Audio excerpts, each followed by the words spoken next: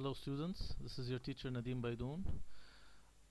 For this lesson we're going to be talking about the first meeting in business English. Now I divided my presentation into three types of businessmen who you're going to meet. The first is going to be American businessman, the second is going to be the Chinese businessman, and the third is going to be the Arab businessman. I didn't include the European because I thought that you're Russian, so you probably understand how Europeans think. But it is the Americans for you are new, and Arabs and Chinese. So I decided to choose these three as they are also you can do good business with Arabs or Americans or Chinese. Now the first thing about the American, here I put some points that when you meet an American you have to establish a firm handshake and establish eye contact, and you can begin with hello, my name is, or even you can be a bit informal, they don't mind. But you have to be very punctual, be on time, and for the first meeting it's good to be wearing a suit or something like that. Business cards aren't as important as with Chinese, as you will see later, but you can exchange them at the end of a meeting. Now, American businessmen cultural tips. Americans like to get straight to the point, so they might not begin with small talk or family talk. They're very aggressive in nature and enthusiastic. So don't be turned off if they're like this. Accept them as they are and continue with the conversation. Don't try any racial jokes with Americans, and I know that Russians, they might accept things that might be racial more, or but the Americans are very politically correct, so don't try anything with that. And of course men and women are very equal in America, so don't understand that idea. And they don't like negative people, Americans, so don't ever talk about your weaknesses.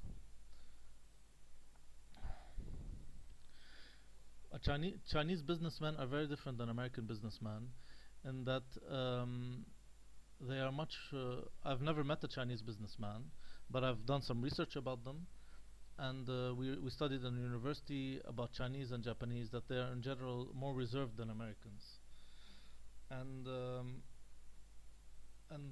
very important with the Chinese and the Japanese is that the idea of the business card. When you first meet a Japanese or Chinese, they might offer you their business card with two hands bowed, as in the picture here, and you must take it with both hands, bow, and then don't put it directly into your pocket. Read it. You might find there written, for example, manager and his name, or here, as I wrote, President Yang. You don't refer to him as Mr. Yang. You refer to him as President Yang. They like to hear their title, and you give him back your business card with both hands. Let him read it before you tuck it into your suit or something. Don't put it in your back pocket, because they'll find that offensive.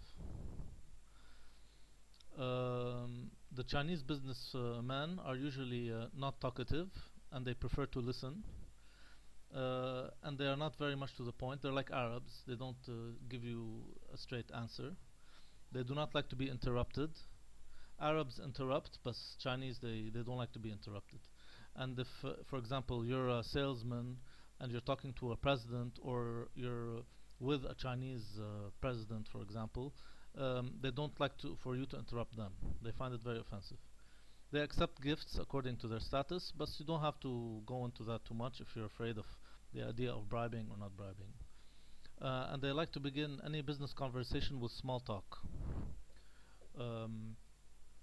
So don't go like the Americans, for example. They might start directly with business.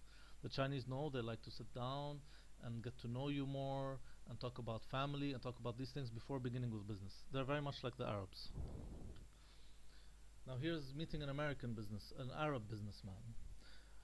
Arabs in Lebanon and Syria might just accept a handshake, but Arabs in Saudi Arabia or the Emirates, they might rub noses, but they don't usually do it with people who are not Arab, so they will accept a normal handshake with a smile. Business cards aren't that important, and if you're a man and you meet a woman, don't shake her hand, unless she offers it.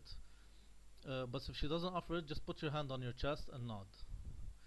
And of course, maintain a smile. If you're a woman, also, you might not wait until the man offers his hand before offering a handshake, because he might not he might be a hajj or something. And then if he places his hand on his chest, you place your hand on your chest. This is a very famous Arab businessman called Walid bin Talal. I showed you before, the American one was Donald Trump and the Chinese one was some billionaire. Anyway, the Arabs aren't very punctual, so don't be offended if they're late. For them, time is something which is the Europeans usually have a linear view of time, while Arabs and even Chinese have a circular view, that time isn't that important. So if an Arab comes to a meeting late or early, don't be upset, don't be offended, and even if you come late, he won't mind. Of course, they like to be given sweets, but usually they accept like sweets or some gift if you're going to their home. So before you go into home, never go to an Arab's home empty-handed. It's not nice. With Europeans, it's the same, I think. But Arabs don't care much about flowers, so don't go to an Arab's home holding flowers. Get some sweets, some Arabic sweets or something like that. Arabs are like Chinese. They like to begin with small talk. How's the family? They might talk about politics. They might even offer you coffee or tea and sit for an hour talking about something before going into business. I'm an Arab, so I know them very well.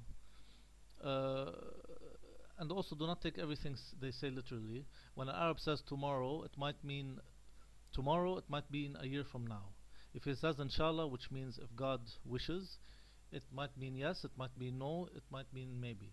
You have to be very patient with Arabs if you're dealing with business, and just be patient and friendly, and you'll eventually get to know what their offer is, what they want. And I think that's the end of my presentation. I hope you liked it, and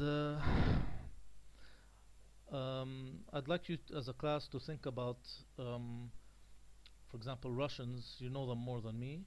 Uh, how how how to approach a Russian businessman, for example, or maybe a French businessman or a German businessman. Try and read about it if you can. I don't want to burden you with any homework or anything. Just think about other cultures, and and uh, and how to do business with other cultures. Because business English isn't just about learning business English. It's about learning business English in the context of different cultures. Because business is in the end about doing business with people of certain nationalities.